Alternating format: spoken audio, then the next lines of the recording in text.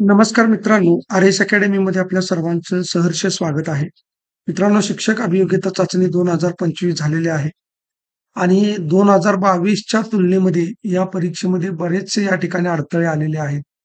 खरं तर वाटलं होतं, की ही भरती चांगल्या पद्धतीने पार पडेल, परंतु असं झालेलं दिसून येत नाही.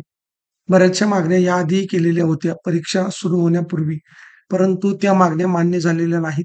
घाईगडबडीमध्ये ही परीक्षा घेतली गेली आणि मग आता ज्या काही मागण्या आहेत, त्या मागण्या या ठिकाणी जोर धरू लागलेल्या आहेत. त्यापैकीच एक मागणी आहे ती म्हणजे नॉर्मलायझेशनची आणि हे नॉर्मलायझेशन खरंच होईल का? आणि झालं तर का होणार?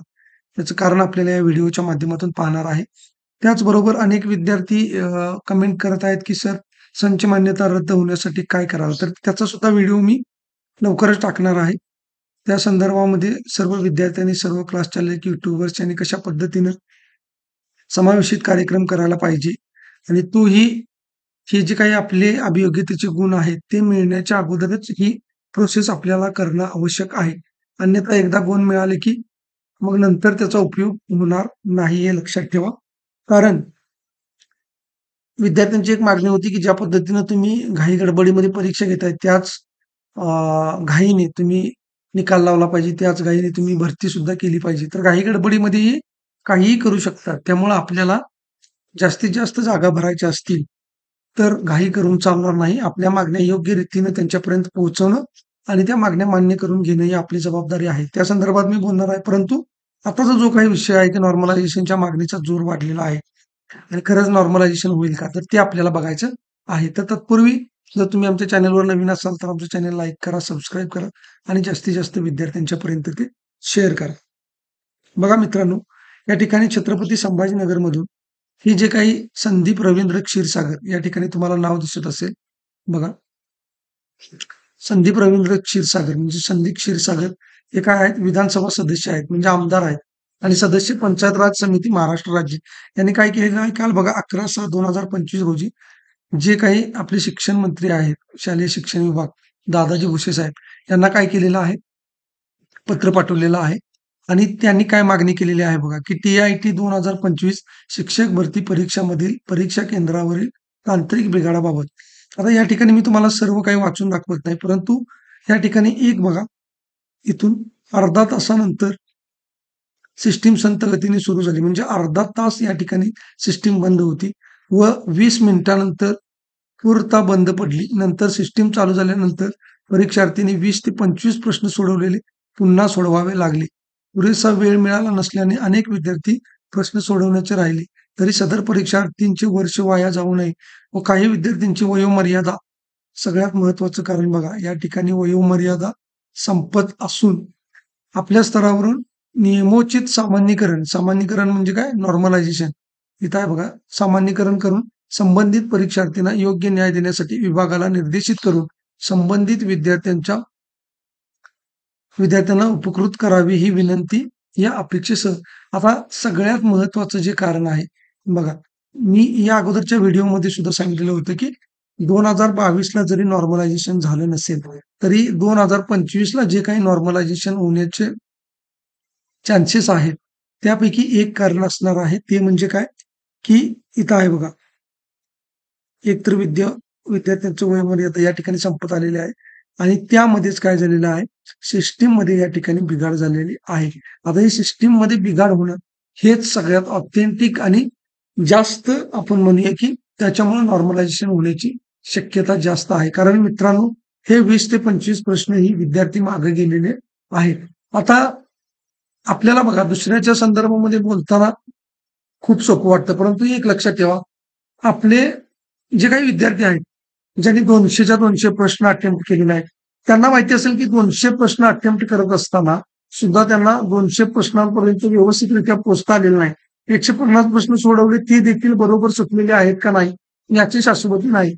आणि हे मी त्या विद्यार्थ्यांच्या बाबतीमध्ये बोलतोय, की ज्यांच्या पीसीमध्ये कोणत्याही पद्धतीचा बिघाड नव्हता. ते पेपरला गेले, त्याने पेपर दिला, पेपर चांगल्या पद्धतीने सोडवला.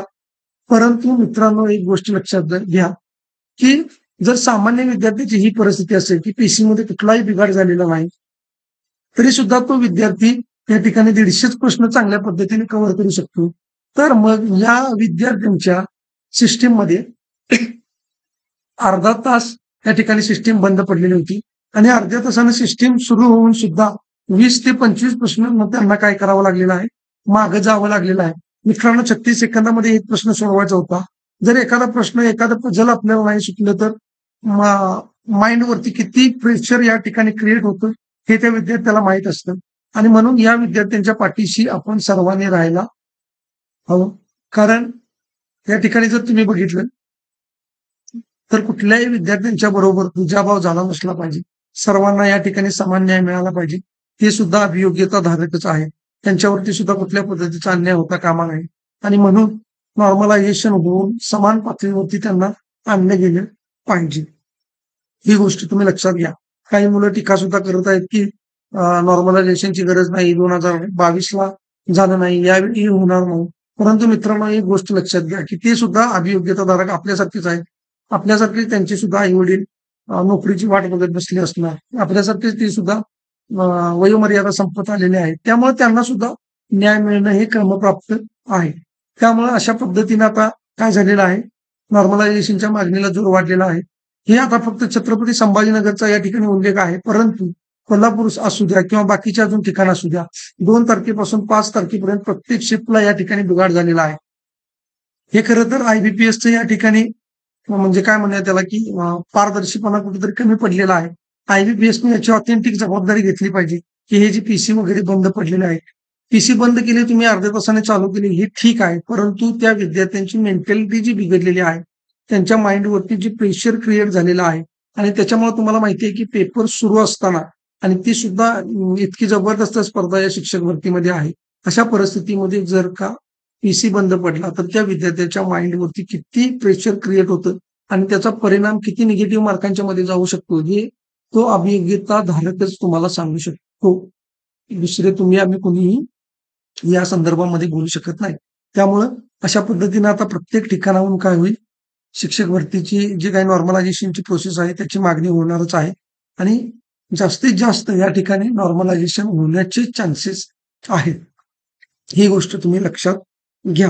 आता त्या संदर्भात अजून एक गोष्ट तुम्हाला बोलायची झाली तर संच मान्यता रद्द करण्यासाठी मी मगाशी सांगितलेलं आहे की त्याच्या संदर्भात आपण व्हिडिओ बनवणार आहे. परंतु आता एकच गोष्ट तुम्हाला या ठिकाणी मी सांगतो की हे बघा, आमदार बच्चूभाऊ कडू जे आहेत, ते बच्चूभाऊ कडू या ठिकाणी काय केलेलं आहे, आमरण उपोषण म्हणजे इथं तुम्हाला दिसत असेल की बेमुदत अन्नत्याग उपोषण साठी बसलेले आहेत आणि या ठिकाणी तुम्हाला महाराष्ट्रातले 2 नामवंत या ठिकाणी व्यक्ती दिसत असतील, सचिन ढवळे सर आणि विठ्ठल कांगणे सर. तर यांनी जाऊन काय केलेलं आहे, टी-सी-एस आणि आय-बी-पी-एस बघा, टी-सी-एस आणि आय-बी-पी-एसच्या जी काही धोरणं आहेत, जी चुकीची धोरणं आहेत त्याला विरोध केलेला आहे. त्याच्या संदर्भामध्ये आवाज उठवलेला आहे. मग त्यांची फी असू द्या, ही जी काही गोष्ट आहे ऑनलाईन पद्धतीची की एकाच वेळी पेपर वगैरे घेण्यात यावे, नॉर्मलाइज ह्या सगळ्या मागण्या यांनी या ठिकाणी केलेल्या आहेत. आता आपली जबाबदारी आहे की जे कोणी अभियोग्यता धारक ज्या ठिकाणी बच्चूभाऊ कडू उपोषणाला बसलेले असतील त्या ठिकाणी जाऊन हा संच मान्यता रद्दचा जो काही जी-आर आहे, तो त्यांना समजावून सांगून चांगल्या पद्धतीने संच मान्यता रद्द होण्यासाठी सुद्धा मागणी यांच्याकडे आपण केली पाहिजे. त्यांना त्या ठिकाणी जाऊन भेटून सविस्तररित्या त्यांच्याशी चर्चा करून त्यांच्या ज्या काही अटी त्यांनी सरकारपुढे मांडणार आहेत, त्याच्यामध्ये आपली संच मान्यता रद्दची सुद्धा अट असावी. त्यामुळं त्या भागातले जे काही अभियोग्यताधारक असतील, जे क्लास चालक असतील, जे युट्यूबर्स असतील, त्यांनी जाऊन या ठिकाणी काय करायचं आहे, त्यांना त्या ठिकाणी आपलं निवेदन द्यायचं आहे आणि आपला एक दबाव या शासनावरती निर्माण करायचा आहे. मित्रांनो, हीच संधी आहे. यासारखी सुवर्ण संधी आपल्याला येणार नाही. इथं बघा, अन्नत्याग उपोषण जोपर्यंत मागण्या मान्य होणार नाहीत, तोपर्यंत बेमुदत अन्नत्याग उपोषण असणार आहे आणि म्हणूनच या ठिकाणी आपल्याला काय करायचं आहे, की आपलं निवेदन देऊन ही मागणी आपण बच्चूभाऊंच्या तर्फे सरकारकडे मागायची आहे आणि हे बच्चूभाऊंचं या ठिकाणी दबाव तंत्र आहे. याच तंत्राचा आपल्याला उपयोग करून घ्यायचा आहे. त्यामुळं माझी पुन्हा एकदा तुम्हाला विनंती राहील, की तुम्ही त्या ठिकाणी जाऊन बच्चूभाऊंना निवेदन द्या आणि आपली मागणी मान्य करण्यासाठी सरकारवरती दबाव आणा आणि बाकीच्या ज्या काही गोष्टी आहेत त्या मी पुढच्या व्हिडिओमध्ये तुम्हाला सांगणार आहे. परंतु मित्रांनो, एक गोष्ट लक्षात ठेवा, जे काही क्लास चालक आहेत 1 मिलियनमध्ये त्यांचे सबस्क्रायबर आहेत, फॉलोअर्स आहेत, परंतु ते संच मान्यता धोरणाच्या विरोधात कुठंही बोलताना दिसत नाहीत. आमच्यासारखे छोटे-छोटे युट्यूबर आहेत, ज्यांचे की 4,000 सुद्धा अजून सबस्क्रायबर झालेले नाहीत. आम्ही विद्यार्थ्यांच्यासाठी हे करू शकतो. तर मग ते क्लास चालक आहेत. म्हणजे एक व्हिडिओ टाकला, की 1,00,000 विद्यार्थ्यांच्यापर्यंत एका सेकंदामध्ये त्यांचा व्हिडिओ जाऊन पोहोचतो. तर त्यांनी सुद्धा पुढे यायला पाहिजे. त्यांनी सुद्धा या संच मान्यतेच्या धोरणाबद्दल बोललं पाहिजे आणि म्हणून तुमच्या विद्यार्थ्यांची जबाबदारी आहे, की हा व्हिडिओ जास्तीत जास्त विद्यार्थ्यांच्यापर्यंत शेअर करा.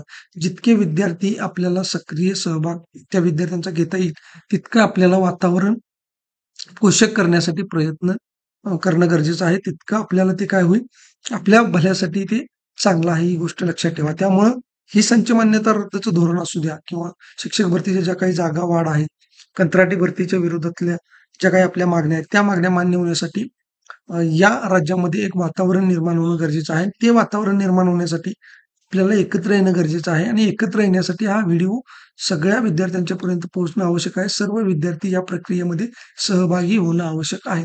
त्यामुळे तुमची जबाबदारी आहे, की तुम्ही चांगल्या पद्धतीनं हा व्हिडिओ शेअर करा. ज्या मागण्या आहेत, त्या मागण्या आपण Twitter असू द्या, Facebook असू द्या, Insta असू द्या, जे काही आपली समाज माध्यमं आहेत, या समाज माध्यमांच्या माध्यमातून आपण आता या 15 दिवसामध्ये हे वातावरण क्रिएट करायचं आहे आणि आपल्या मागण्या मान्य करून घ्यायच्या आहेत.